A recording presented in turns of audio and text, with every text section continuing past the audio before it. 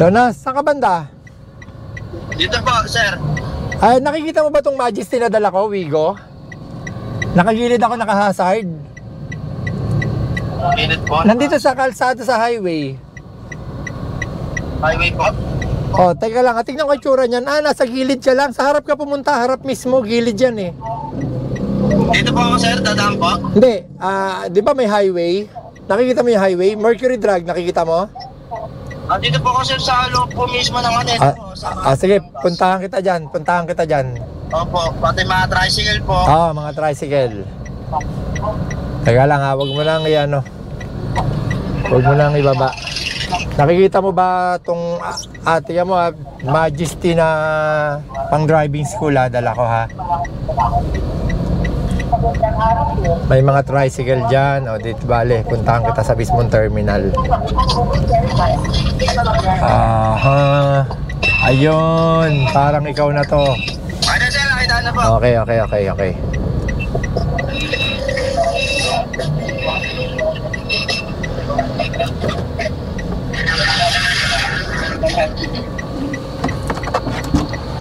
Morning po, sir. Ano? Kumusta? Hirapan ka sa biyahe? Okay naman po, sir. Okay ano lang. lang po, medyo traffic po eh. Kaya medyo natagalan po. Big time ka na, may motor ka na. Kaya po, natid po dun eh. Grabe, no? Kahit pa paano, naikot mo na yung motor mo kahit wala ka pang student Opo, permit. dun lang po. Dun lang, oo. Bawal kasi mag-drive na walang lisensya, di ba? Opo. Bukod doon, wala na nagbigay sa'yo. Opo, yun na po yun. Yung motor, wala na sumunod. Opo, wala na po. Bike po, nabigyan din po ako ni Grab po eh. Oo, Opo, bike. pinatawag ka? Opo, sa office. Oo. Pinapunta po ako dun. Talaga? Sagot ako, binigyan ako ng bike. Mountain bike. Talaga? Opo.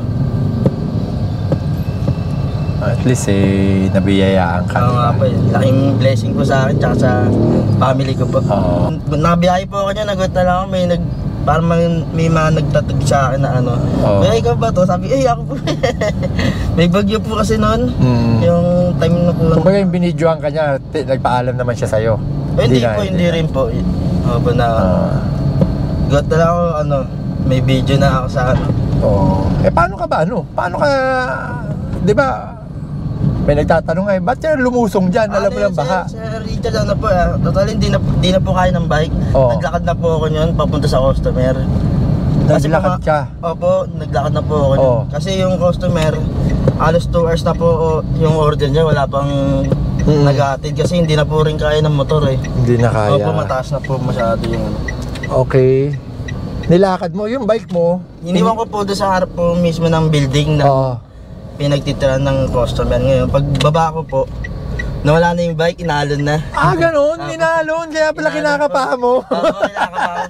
Yung po yun, parang cut na po yun. Matagal po ako naganap na sa bike kasi Oo. Opo. Inalon na pala yun. Pati yung bag sa malayo na yun. Oo. Nakuha ko na siya dun eh. Talaga? Opo. Halika. Yes, good morning mga ka-SP. So kasama na natin si Sir Jonas Rodriguez.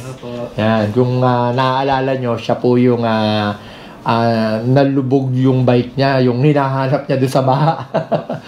So yan, pakinggan nyo yung kwento ni Sir Jonas, no? Sinundo ko siya dyan sa Novaliches Bayan, sa terminal, at para mag-theoretical na po siya.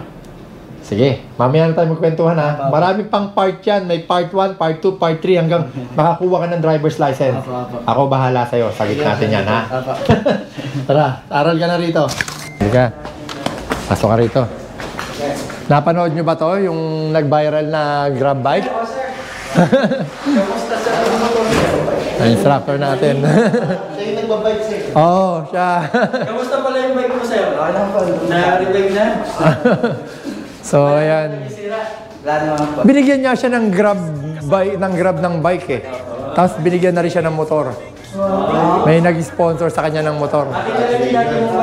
Dito ka. Oh, ayan, sige. At game na. Turuan nyo na siya ha. Sabihin na sila sa inyo mga classmate mo. Majesty Driving School. Dito ay tiyak ka na matututo. Majesty Driving School. Palagi kang safe sa kada biyahe. Mga dami na magturo ng disiplina, maging responsable sa manibela.